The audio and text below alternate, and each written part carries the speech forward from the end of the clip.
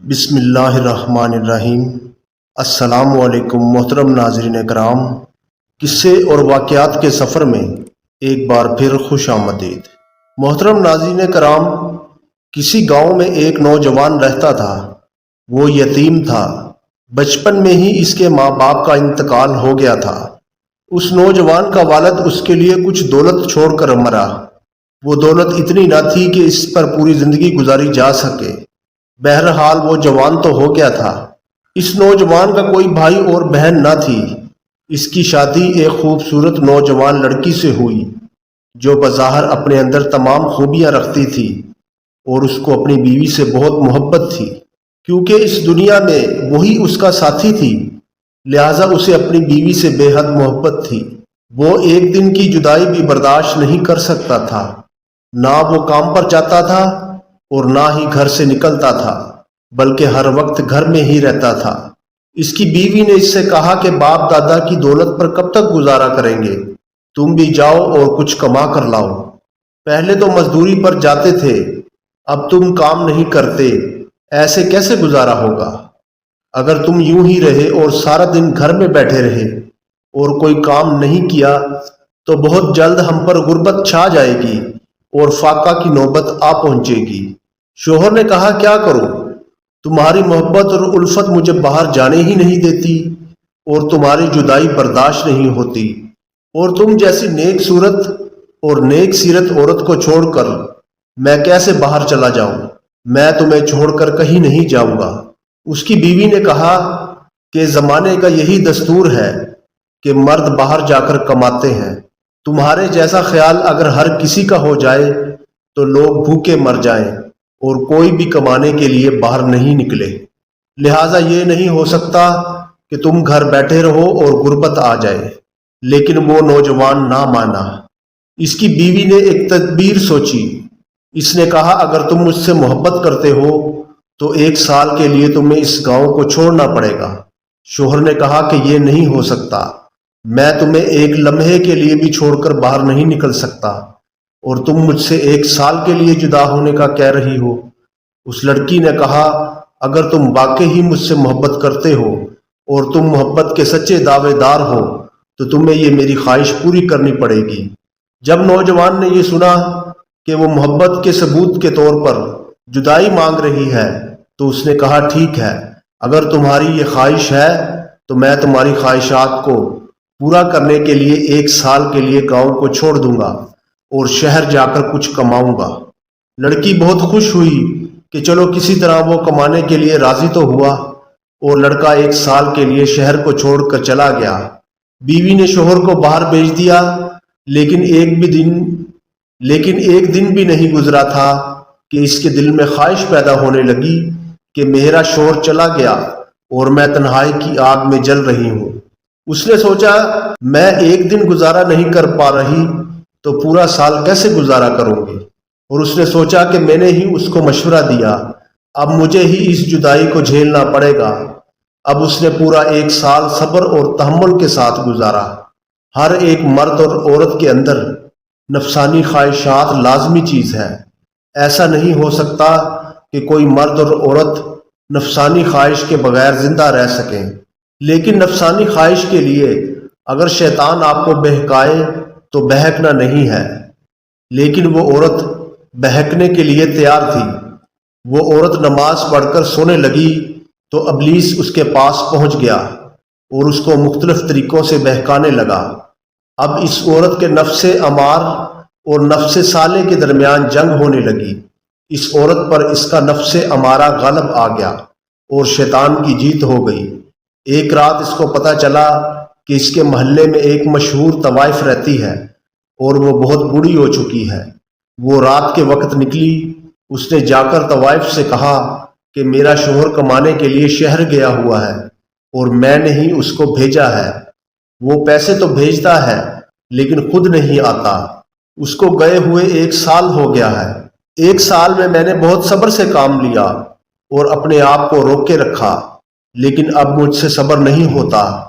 تو کیا تم مجھے کوئی ایسا راستہ بتا سکتی ہو کہ جس سے میں اپنی خواہش بھی پوری کر لوں اور کسی کو خبر بھی نہ ہو؟ دیکھو، ویسے تو میں اکیلی رہتی ہوں، لیکن اگر میرے شوہر کو یہ معلوم ہو گیا کہ میں اپنی خواہش کسی دوسرے مرد سے پوری کر رہی ہوں تو وہ مجھے چھوڑ دے گا، اور میں یہ نہیں چاہتی۔ اس بڑھیا نے کہا، ہاں ویسے تو میں نے یہ کام چھوڑ دیا ہے، لیکن میں تمہارے لیے ایسے نوجوان کا بندوبست کر دیتی ہوں جو تمہاری خواہش بھی پوری کر دے گا اور تمہارے شوہر کو بھی نہیں بتائے گا۔ وہ عورت گھر سے چلی گئی اور طوائف کے بھیجے ہوئے مرد کا انتظار کرنے لگی۔ وہ بڑھیا جو کہ کام چھوڑ چکی تھی، لہٰذا اس کے کچھ خاص تعلقات نہیں تھے، تو اس نے سوچا کیوں نہ میں باہر نکلوں اور جا کر کسی نوجوان کا انتظام کروں، کیونکہ مجھے اس کام کی منہ مانگی رقم مل رہی ہے۔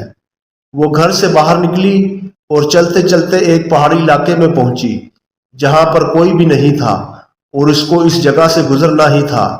وہ ایسے ہی چل رہی تھی کہ اس کو ایک پہاڑی نظر آئی۔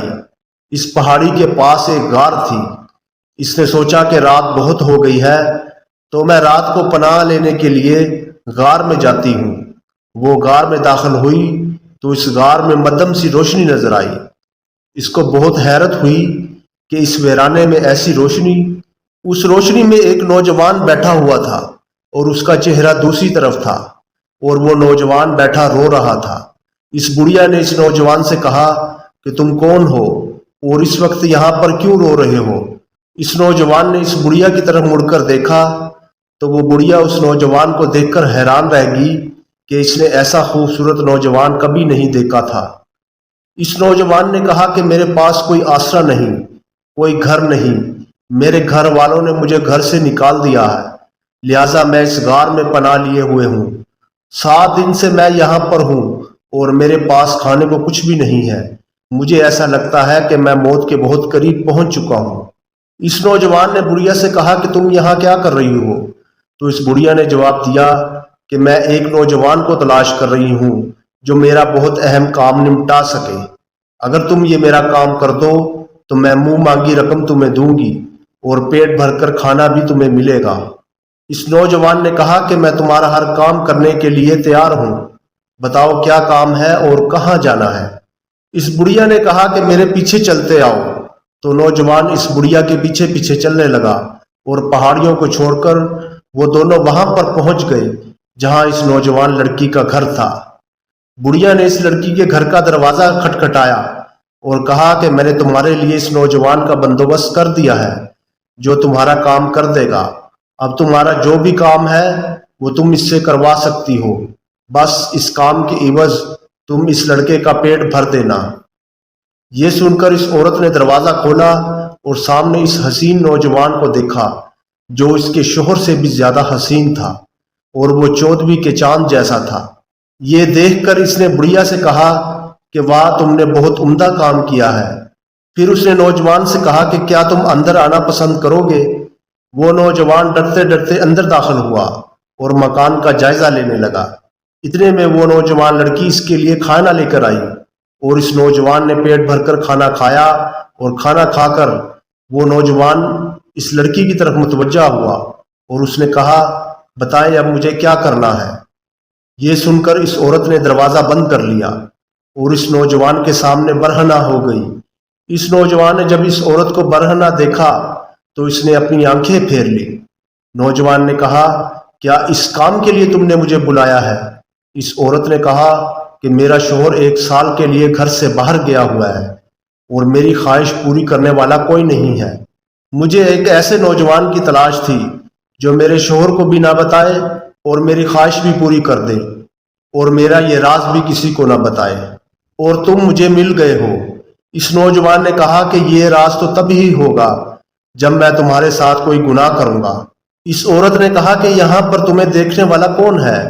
اس نوجوان نے کہا، ہاں یہاں پر مجھے دیکھنے والا وہی ہے جس نے مجھے بنایا ہے، اور اس سے پہلے کہ تم مجھ سے کوئی گناہ کرو میں یہاں سے نکل جانا چاہتا ہوں۔ عورت نے کہا کہ اب تم یہاں سے نہیں جا سکتے کیونکہ تم نے مجھے اس حالت میں دیکھ لیا ہے جس حالت میں مجھے صرف میرے شوہر نے دیکھا ہے۔ نوجوان نے جب سے سنا تو اس نے کہا کہ میں ہرگز ایسا نہیں کروں گا۔ اس عورت نے کہا کہ تمہیں یہ کرنا ہی ہوگا۔ لہٰذا نوجوان نے جب یہ دیکھا کہ وہ بری طرح ایک عورت کے جال میں پھنس گیا ہے تو اس نے کہا کہ کچھ بھی کر لو تمہارے ساتھ میں یہ گناہ نہیں کروں گا۔ یہ کہہ کر اس نے قریب پڑی ہوئی چھری اٹھائی اور اپنی کلائی پر پھیر دی اور وہیں تڑپ تڑپ کر مر گیا۔ اس عورت کے دل میں کوئی ندامت نہ آئی کہ اس نوجوان نے گناہ سے بچنے کے لیے اپنی جان دے دی اور اس نے اس سے کوئی سبق حاصل نہیں کیا، بلکہ وہ اس بات پر پریشان ہونے لگی کہ وہ اس نوجوان کی لاش کا کیا کرے گی۔ اگر اس کو لے کر باہر گئی تو لوگ پکڑ لیں گے۔ میں تو پہلے ہی اپنے راز کو چھپانا چاہتی تھی۔ اس نوجوان کی لاش کی وجہ سے کہیں لوگوں کو یہ معلوم نہ ہو جائے کہ میں نے اس کو مارا ہے۔ باہر لے کر جانے سے بہتر ہے کہ میں اس کو گھر میں ہی کہیں دفنا دوں۔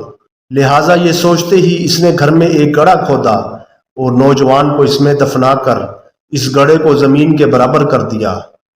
اور اب وہ اپنے آپ کو کوسنے لگی کہ کیسا عجیب نوجوان تھا کہ میری خواہش بھی پوری نہ ہوئی اور خود بھی مر گیا۔